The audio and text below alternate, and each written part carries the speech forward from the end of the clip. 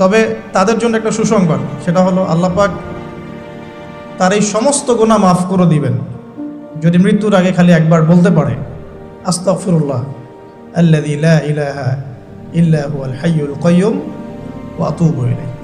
আল্লাহ পাক সমস্ত গুনাহ মাফ করার জন্য প্রস্তুত আছেন। তো 23 বছর কিন্তু খুব বেশি সময় নয়। প্রশ্ন হচ্ছে এখন আরেকটা, যে কিভাবে নবী সাল্লাল্লাহু আলাইহি ওয়াসাল্লাম এত অল্প সময়ের মধ্যে এই ব্যাপক সামাজিক বিপ্লব সংগঠিত করলেন। আমরা কিন্তু অনেক বিপ্লবের কথা পড়েছি, পড়ে আজকে আপনারা এই পর্যন্ত এসেছেন। আপনারা যারা student, running student, teacher, honourable guardian যদি কেউ থেকে থাকেন, আমরা কিন্তু অনেক বিপ্লবের কথা পড়েছি একদম স্কুল লেভেল থেকে।